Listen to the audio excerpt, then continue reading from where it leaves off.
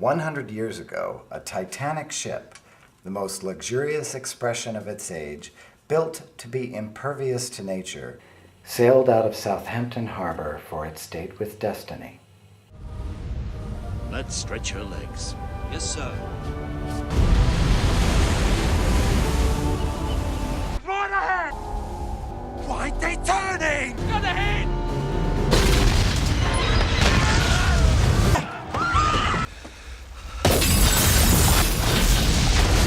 For the Titanic, a simple twist of fate, a timely turn of the wheel could have saved the day.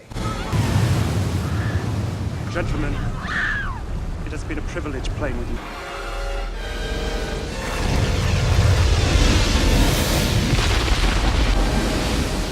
Yet even as we maneuver among the frozen icebergs of financial collapse, with the melting ice caps of climate risk ahead, a growing worldwide collaboration of business, labor, finance, and public interest groups has been developing and guiding a vast flow of information, a critical tool equivalent to the radar that could have spared the Titanic. The story of GRI, of the Global Reporting Initiative, begins in 1989 in the wake of the Great Exxon Valdez oil spill. In the USA, Ceres, a coalition of investors and environmental organizations, announced a set of principles demanding transparency and accountability.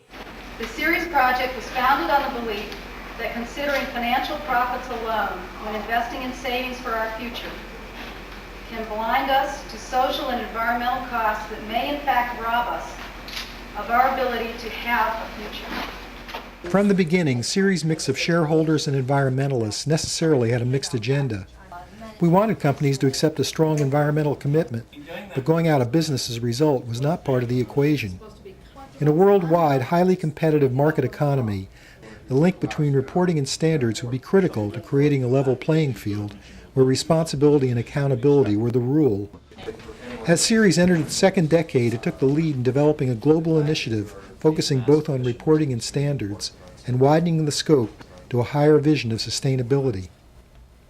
This conference represents a landmark in bringing together such a distinguished group from so many constituencies and disciplines around the world for this purposeful dialogue. Our gathering here is an artifact of globalization. That process has, of course, created enormous wealth, but it has not necessarily created equity or fairness. This represents the first step on a long journey as sustainability reporting is a new discipline. It is hoped that the GRI guidelines will help corporations better understand and describe their approach to sustainability. Reporting is not for reporting's sake. It has a broader goal, and that is, in fact, to help us achieve sustainability in the future. Environmental and sustainability reporting has moved from a kind of rare practice to now common practice. It's emerging as an integral part of corporate accountability, corporate citizenship, and corporate stakeholder engagement. That's all good news. Should we have a report from Group? GRI's ambitious agenda was set, but considerable work remained. A steering committee was established to coordinate a first pass at guidelines. Working groups around the world set out to identify the crucial questions that would accurately portray an organization's social and environmental impact. Finding a balance between being too general and too specific, demanding too much information or too little, overwhelming companies or underwhelming critics proved quite a challenge. By 2002, a board of directors and a technical advisory committee had been selected, staff hired, and from every region a council of 60 stakeholders convened that represented business, finance, labor, and the public interest. And that is trying to come to grips with a process, through which we can, as the stakeholder council, provide comments and input with regard to the development of sector supplements. With the enthusiastic support of the Dutch government, an office was established in Amsterdam. In 2006, a third generation of more sophisticated guidelines, the G3, was presented. And by the end of its first decade, thousands of companies were using the G3 guidelines as the basis of their reporting. New sector supplements were being added each year, and collaboration had been achieved with national governments and other sustainability organizations. And GRI's premier event, its biannual sustainability conference, has become a vital forum for exploring what yet needs to be done. It is really my great pleasure to welcome you to Amsterdam and to this conference. What you have set in motion can become the way of doing business throughout the world. When the reporting trends first started, sort of 15 years ago, it was very often people who wanted things to be on a corporate agenda. So it was like, here, we will create a report so that we can follow the mantra of what gets measured gets done. What is selected for reporting processes is going to define, to a great extent, what will be important in the future. And to that extent, unions have to be involved as people who wish to be part of setting the agenda. We're living in a system, in an economic and political system that is about growth and is about profit and is about power and is about ego and everything that's wrapped up in business. And business doesn't actually see sustainability as core. So you have to translate their self-interest and you have to focus on the pain levers of finance, personnel, reputation. That's it. There's a certain amount that Shell, as a member of an industry that is critical in the decade, can do, but we have been extremely clear in saying what we think governments must step up to do and which we cannot and should not be expected to do by societies. We have certainly, as global corporations, a lot of responsibility and more than what we had in the past. But governments have a clear responsibility to make political trade-offs and create the framework conditions. I have been on the board of GRI for, I think, 10 years. I believe that the process, a multi-stakeholder process of this kind, is important. But it is also a process where we have different views from the trade union, from business and others. But we have actually been able to come up with guidelines that we are reasonably happy with.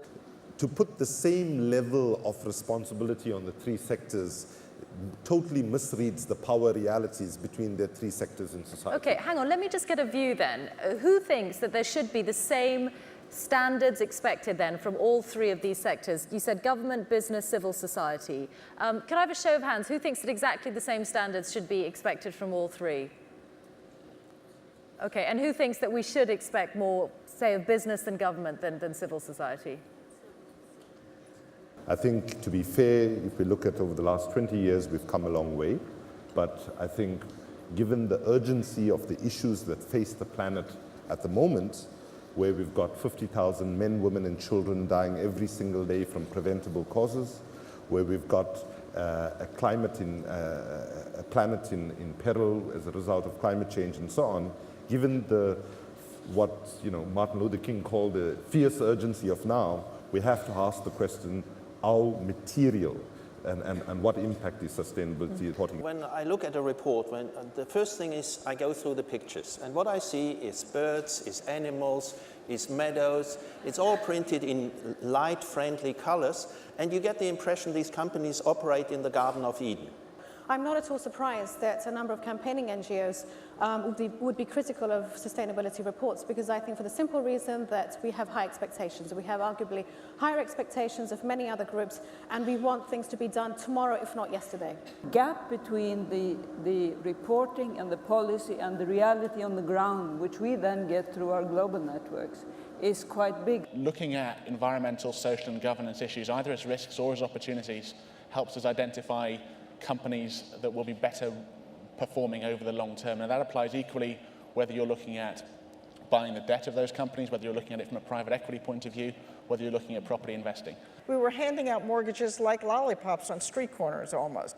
Well, it's no surprise that we have this catastrophe that has really undermined the entire economy, both in the United States and everywhere else. It's a risk that wasn't being disclosed properly. If you're investing in the mining business, they've got assets in the ground for 50 years. Well, if you're not taking climate change, if you're not taking water, if you're not taking community development, if you're not taking natural resources seriously in that sector, you're not a very good mining company. The importance of disclosure for the integration into investment decision making and active ownership processes was absolutely core to the Principles for Responsible Investment drafting signatories. Denise was one of them. I am the sole fiduciary of a $26 billion pension fund of the state of Connecticut. And in other words, the buck stops with me. Investors having more information and working with companies through a reporting process actually does change the way companies act. Moving forward for the last 3 years. The first year we asked them to just disclose their greenhouse gas emissions. And this is from their fleet of vehicles, by the way. And they agreed to do that. And then we wanted them to assess their potential liabilities associated with climate change and put in place plans to mitigate those liabilities. And they fought us for 2 years, and then they agreed to do it. We're seeing more and more of the sustainability reports or the analysis at companies being forward-looking and metrics-driven. I mean, take the insurance sector. Until 3 years ago, the insurance sector designed all of their models based on looking at risk of the last year.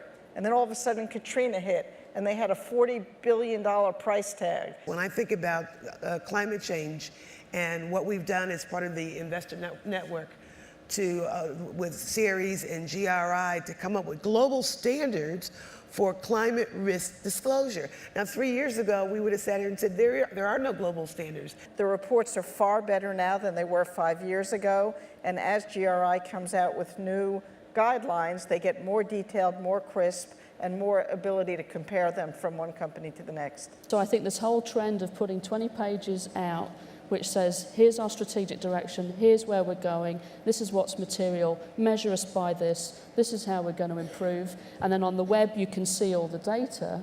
Hallelujah. We, in the maturing of our reporting process, have moved from questions around data gathering, integrity of the information, which we've largely now, we think, incorporated into the standard control mechanisms of the company, into what we do from a sustainability standpoint and what we do as the core strategy of our business. And by going through a rigorous process of doing a report, I think companies can refine their strategies, focus their strategies, and help to anticipate. I can't see how you can be serious about sustainability and not link it to strategy. GRI should encourage more research and create an empirical evidence by research, which says that good governance is good business, good sustainability is good business.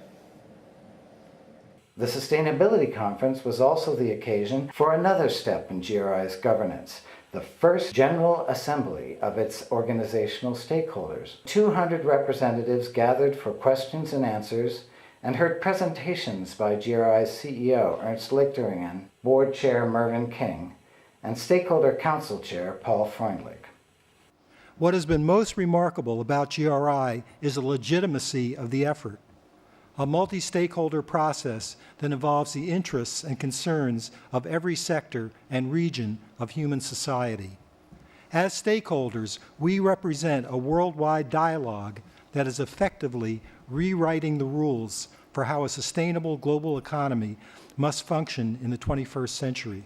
100 years from now, a new chapter in the story of our Titanic voyage will have been written. Future generations will then know whether the course correction of our vessel, our spaceship Earth, was sufficient. Will our captains of capital have accepted their accountability and the involvement of stakeholders? Will governments have acted in the long-term interest of all of their citizens? Will the great capacity of technology and innovation have been applied to meet our challenges rather than add to our problems? Sustainability is made up of many choices. Developing guidelines and reporting are tangible, necessary steps towards effective standards and improved performance. And I believe that if we work together now, many generations will express their gratitude for what we were able to design and how it shaped the future. If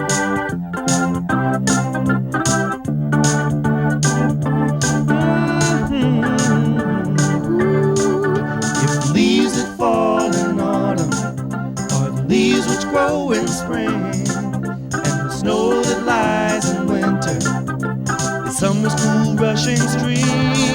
If the wind that fails the sailor, the dreams have ceased to roam, is the gentle breeze of evening, then the tide will bring us home. Bring us home. Yeah.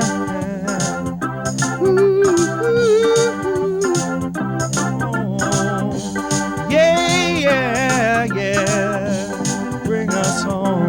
Bring us home.